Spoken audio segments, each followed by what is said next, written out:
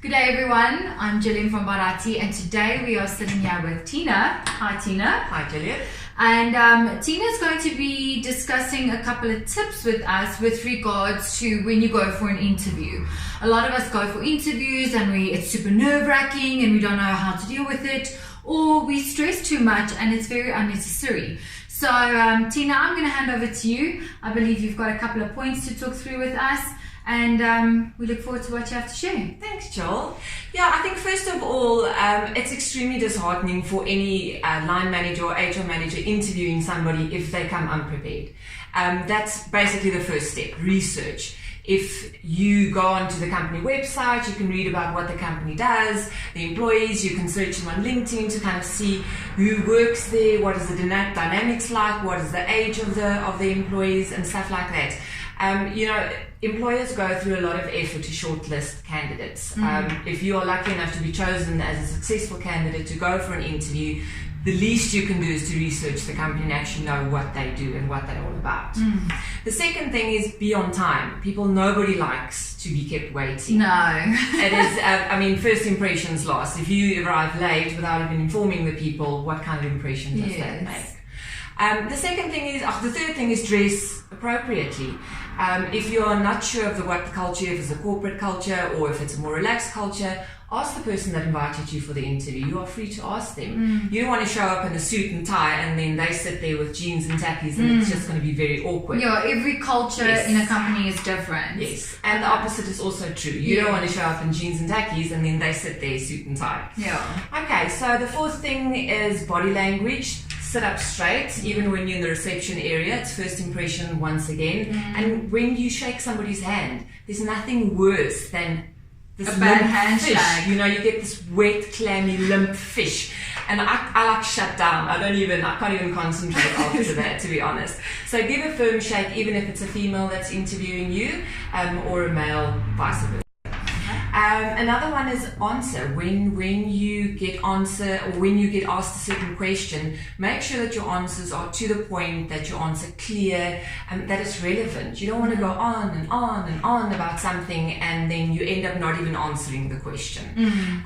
If you are unsure about an answer or you don't understand a question, rather than just going off and ranting about something, tell them, I really don't understand your question, or maybe can you just elaborate and ask it in a different way? Or be honest and say, I've never heard of that before. I would think it means this, but I really actually don't know. Maybe you can explain it to me. Interviewers like to teach people as well. So they're not just there to get to know the other person, but they like to teach as well. Nobody knows everything. Obviously. And would you say that ties in directly with also being prepared with a couple of questions? Yes, so one of the other points, point number 6, is you always have to prepare a list of questions. Okay. I would keep it no more than about 3 to 5. These are kind of questions that relate to the job itself. So, what are the challenges that's going to be faced in the first 3 months of employment for the successful individual? What is the team dynamics like? What is the culture like in the company? Avoid questions like, what are the working hours? Do you guys pay bonuses? Is there flexi hours and stuff like that? That's something that you can negotiate at a later stage. Okay, so that's not a phase 1 type of question that you would bring? No, not at all. And I think at the last point, always close by asking, what is the next step? It means that you show interest in the company, you want to manage your expectations, and it gives the interviewer ability to respond and say, listen, we also felt that it went really well, we definitely want to invite you back. And once again, like I say, manage the expectations. It's very important because as a person, as a line manager or HR, you're representing a company, and how you deal with the person that you're interviewing is your brand. So they go out and they say, I've been for an interview at this awesome company, I wish I could get this job, or it could be horrible. They would say, they were so unprepared, they didn't even have time to speak to me, and that's also a negative thing that goes into the market.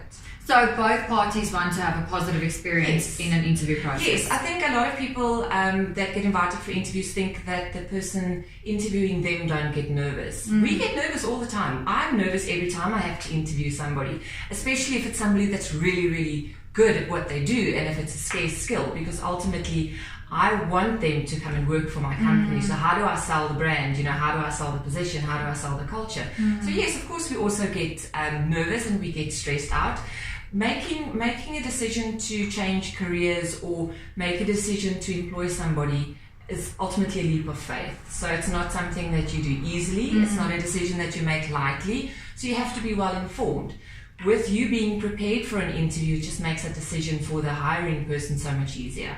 Okay. And then do you have any point on your list with regards to how to end an interview? Because we're not always sure, how do I thank you? Do I not thank you? What do I lead to next? Yes, now of course always thank the people for their time, appreciate the effort that they've put in, and just say you're really looking forward to getting positive feedback and perhaps meeting the rest of the team. Okay, great. So I think those are Tina's 7 interview tips in a nutshell. Is there anything else that you would still like to add?